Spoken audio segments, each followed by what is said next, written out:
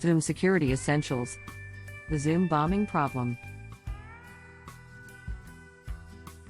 Zoom bombing has become a serious concern, especially during the COVID-19 pandemic, as more and more critical communications have taken place over Zoom. Zoom bombers are hackers with malevolent intent to disrupt, interfere, or steal information from individuals and organizations by breaking into Zoom meetings. The good news is that Zoom Video Communications has implemented some very good security measures for the Zoom application that we use at Georgia Southern. When enabled, these measures nearly completely defeat Zoom bombing.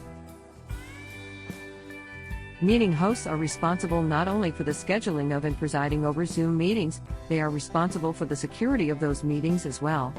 There are several security essentials available to meeting hosts. It's important to note that these items should not be seen as standalone, but taken as a whole. Here's a brief overview of the items that comprise Zoom Security Essentials. Pre-meeting settings are those options that are set in the host's personal meeting settings on the Zoom website. Enable waiting room. One of the best ways to secure your meeting is to turn on Zoom's waiting room feature. This feature provides a virtual waiting room for your attendees and allows you to admit individual meeting participants at your discretion. Don't use personal meeting IDs for public meetings. You should always use a randomly generated meeting ID for public or for widely disseminated meeting invitations. Require a password to join. Passwords are required by default for every meeting in the Georgia Southern implementation of Zoom. It is essential to leave this setting in the default position, except in unusual or extreme circumstances. Allow only verified domain users. You should restrict access to your meeting to only those who have signed into their Georgia Southern account. This will disallow access to anyone using an account other than a Georgia Southern account. Set participants' microphones to mute on entry. To avoid chaos in your meeting's audio channel, it's best to mute all participants' microphones when they enter your meeting. That will remove the temptation for crosstalk and back-channel chatter.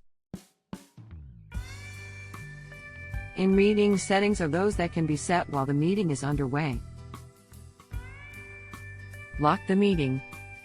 Once all of the expected participants have entered your meeting, you should lock the meeting to prevent any unexpected visitors. Enable waiting room.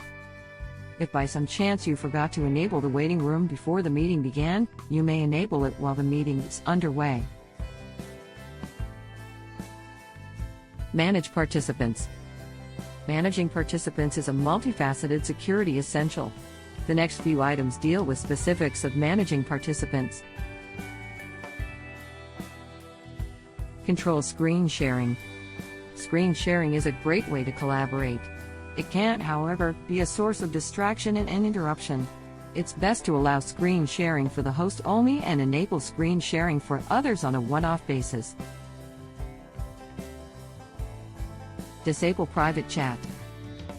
In-meeting chat is another tool for collaboration. But just as open microphones invite crosstalk and back-channel conversations, enabling private chat for participants invites loss of focus and distraction. Turn off annotation.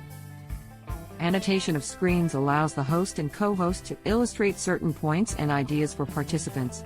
Allowing participants to annotate should be the exception and not the rule, to remove the temptation to doodle on the presentation screen.